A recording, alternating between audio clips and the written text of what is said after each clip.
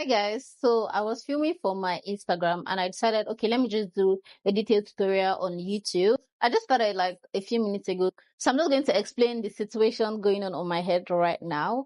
So I'm doing a sewing and I already parted the middle because I'm doing a middle part. So I parted the middle. This is the part I'm going to leave out. And then I went to round my head because I want it to be very versatile. I want to style it as a ponytail, half up, half down, and several hairstyles I can just do with it. So yeah, I just did round my whole head like a 360 basically.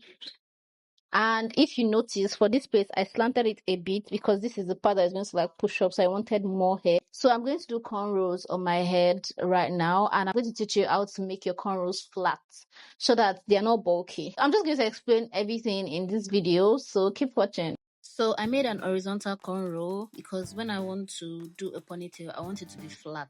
And I'm going to show you exactly how I make my cornrows very flat. So first thing, I make like cornrows for like an inch or 2 inches. I take the tip of the last cornrow and I braid it into it. So the reason why it's different if you take the tip at the beginning rather than the end is because if you take it at the end, it becomes very bulky and chunky. But if you take it at the beginning, instead of it to be like so much hair at the down part, you took the hair from the beginning part, so it makes it flatter and it's able to lay flat and just blend seamlessly into it. I don't know if you understand what I'm trying to say, but watching the video, that's exactly what I'm doing. You can see that it's like an inch, 2 inches, and then I take the last braid up. So I see the mistake that some people make. They take it like at the end and then it becomes like really chunky, and you have to also make it have grip, because if it doesn't have grip, it's not going to be firm.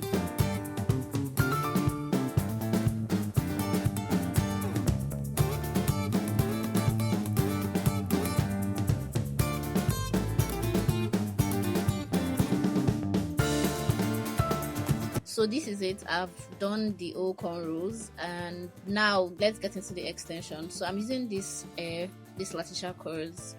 They are sewing, or they are weft hair rather, and I'm using this needle. This needle it's not a straight typical needle, so it's the curved one. I prefer to use the curved one. So I'm taking the 14 inches and I'm going to do it around my head like 360. That's the reason why I did the horizontal cornrow at the back. So I'm going to sew it in around my head so that when I do a ponytail, it's going to lay flat. So this is it. I've already done it, and you can see that when I loosen out the leave out part, you're going to see that it's going to lay flat on my head, and because that's what I'm going for. If I was not going for like a versatile look, I would not even like bother, but because I'm going for a versatile look, I want to make it as a ponytail and different hairstyles, so that's why I did that. So for the sewing, what I'm doing is I take my needle and I put it through my cornrow and I bring it out from the weft bundle and I wrap the thread around the needle like once, and then I just bring it out so it's knotted. So that's what I'm doing. Basically, I'm just going on a zigzag motion around my head, going like horizontally, like straight, then I go back again, then I go back. If I had not done that sewing 360 around my head, you see that the tip of the zigzag part will be in front and then it will not lay flat. That's the technique I use to make sure that I get a sewing that is versatile enough for different styles I want to part. So I'm done with the 14 inches and I'm going in with the 16 inches. So I'm just following the zigzag parts basically and sewing it in my head. So the reason why I like this curved needle is that it doesn't poke me. So instead you just put it into your hair and it like goes up, instead of the one where it could like poke you or it could go into another hair. So that's why I like this particular type of needle. So basically, yeah, I'm just doing like my sewing. So this is the last set that I'm using, and I think this is the 18 inches. So I'm using the 18 inches up. So I'm not going for the layered look. That's why I use 14, 16 and 18. I was doubling this before.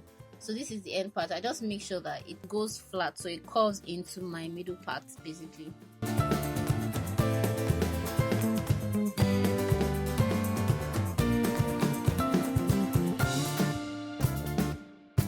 So this is the result and I'm all done with the sewing and I'm definitely loving this look so far. Like, it is so beautiful. I've not even like removed the sewing part, taking out the leave out part, and I'm just like removing the old 360 leave out that I did. Can you see how the 360 sewing I did at the beginning, can you see how flat it's going to lay when I comb it out and use like straightener to straighten out the parts? So I'm just combing it here and I'm trying to get my middle part and I'm trying to make it seamless enough. So I'm using it protector, and please, you guys should not take it protector for granted, because I've literally had it damaged before, and that's one of the reasons why I'm not even going to straighten it so much so that my hair doesn't get more damage. But yeah, this is basically as far as I'm going to go. So it depends. If your hair is not natural, that's even like a plus for you, because it's already straight and you don't need to do much straightening for it. So yeah, this is it. So this is how flat is laying. Can you see how flat it is? Like, this is what I was going for. Don't mind that opening, it's just yeah. So I fixed it. So this is it. This is how it's going to look like when you like pack it as a ponytail. And I'm just brushing it out and trying to see in the mirror how I like it, and I'm using this hair serum on it just to make it shine, basically. So that is everything that you need to know about getting a versatile sewing, and I hope that you guys love the video, because I'm definitely in love with this style and I'm definitely in love with the video. And yeah, this is the results. So I'm just going to do my makeup and do like the transition. So this is it. This is what it looks like. Thank you so much for watching, and this is the middle part look. I'm in love with the color. I also did not talk about the color. Yeah, I definitely love the color. I love the blend between the dark and the light brown, and this is how gorgeous it looks. So I just use my scrunchie to like pack it up. This is what it looks like. I just did like this swirl in front. So thank you so much for watching. If you like this video, don't forget to like and comment whatever you think, and then subscribe to my YouTube channel. Bye.